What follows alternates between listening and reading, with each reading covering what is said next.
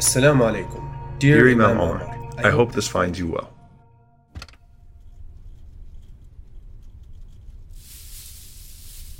Life isn't all that exciting for me.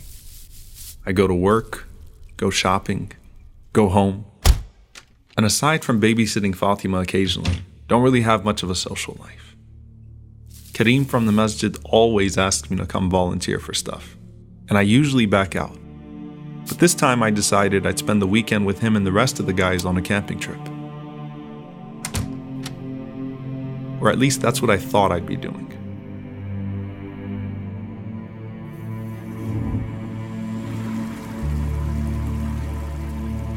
I'm not the most responsible guy in the world. I flake on many of my obligations and tend to be last minute about everything. I prayed occasionally, but at times got halfway through my wudu before deciding something else was more important than the prayer. So I decided I'd hurry and catch the guys before they left. But Allah had a different plan. And that plan included me being unable to open a door I'd opened a million times before.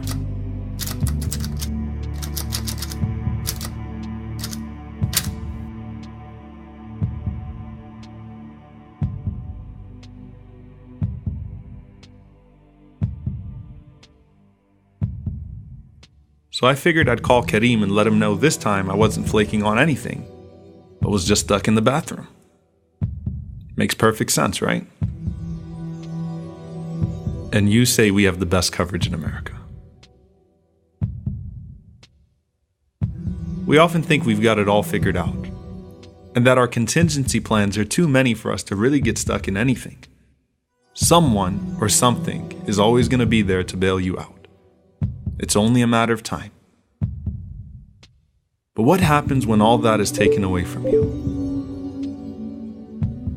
And both the people and possessions you thought you could rely on start to fail you.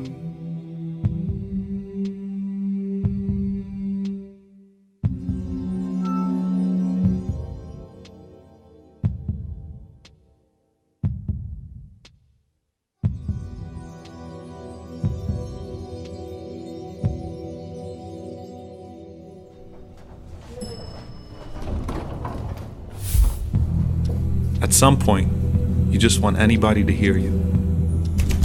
And the movements in the hallway create this sense of hope that someone's gonna come get you. You can hear them, and you know they can hear you. But then the sounds of the footsteps fade away, and you're left dejected, wondering if another person might pass by and hear your cries.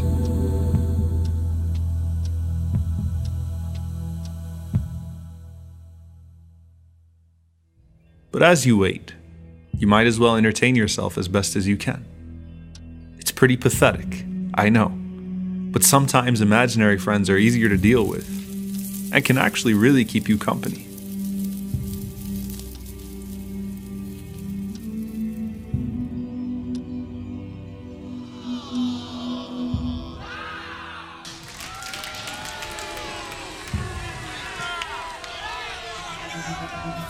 And they get boring too. And just like with any day of work, you come home, you go through your motions, and lights out.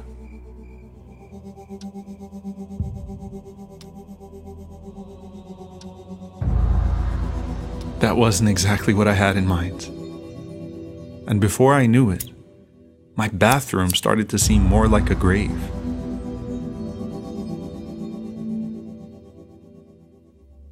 The Prophet, peace be upon him, said that we should frequently remember death, and called it the destroyer of all pleasures. And though this might have been an odd place to do so, I probably thought of it more in those few moments than I had over the last year. It's amazing that it took getting stuck in a bathroom to start thinking about what it would be like to be alone in the grave. But I guess that's the point. Expect the unpredictable at any time. And death is the ultimate unpredictable. It was dark, cold, and lonely. And suddenly every little sound was as loud as a jackhammer.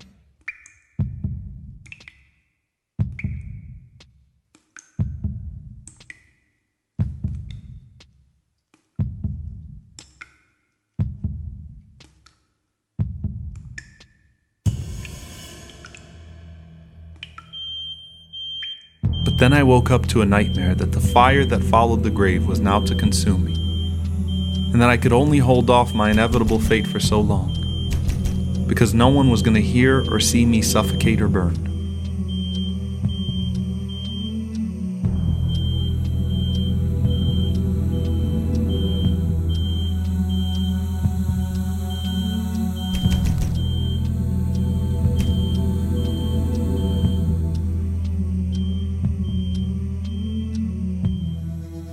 But Allah chose to spare me.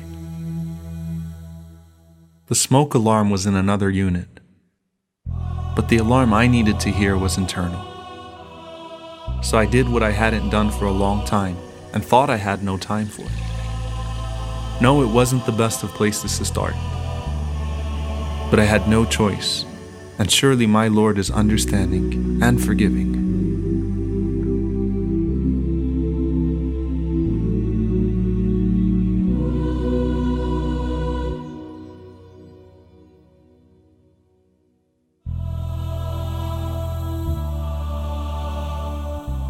Alhamdulillah. Suddenly there was clarity and an overwhelming sense that everything was going to be okay. Not because any person would hear me, but the only one who needed to hear me just did.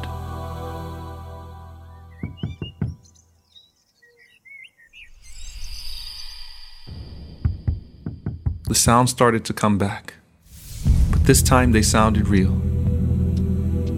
And ironically, it turned out to be the one guy I'd actually done something nice for this year.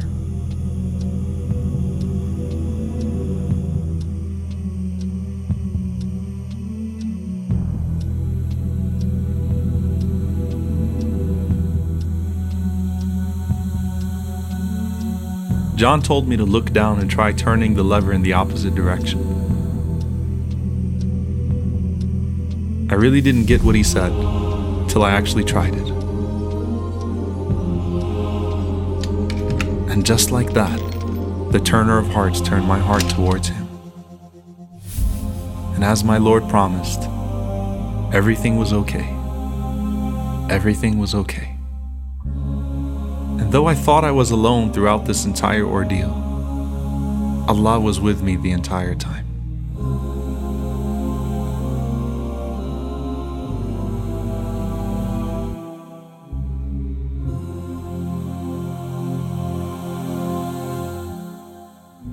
So Allah subhanahu wa ta'ala tells us in the Quran, وَمَنْ يَتَقِ اللَّهَ يَجْعَلْ لَهُ مَخْرَجًا وَيَرْزُقْهُ مِنْ حَيْثُ لَا يَحْتَسِبُ. That when you're conscious of Allah, Allah will make a way out for you.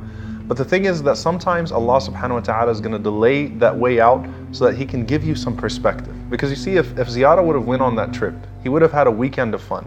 But now he has a lifetime of perspective. And that's why the Prophet ﷺ, he said that when Allah sends these tests to us, He called them a'rad, which are hindrances.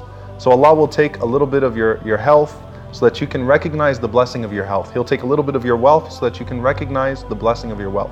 He'll take a little bit of your time so that you can recognize the blessing of your time. So all of these things are to put things back in perspective so that we don't become ungrateful, so that we don't lose sight of the purpose in life, so that we keep our focus on Allah subhanahu wa ta'ala. And that's what the Prophet ﷺ said. He said that أَلَا كُلُّ شَيْءٍ خَالَ اللَّهَ بَاطِلُ, that the most truthful line of poetry ever spoken was that everything besides Allah subhanahu wa ta'ala is disposable. Because if you lose anything else in life, then you can replenish it with something, you can replace it with something. But if you lose Allah, you lose everything, including yourself.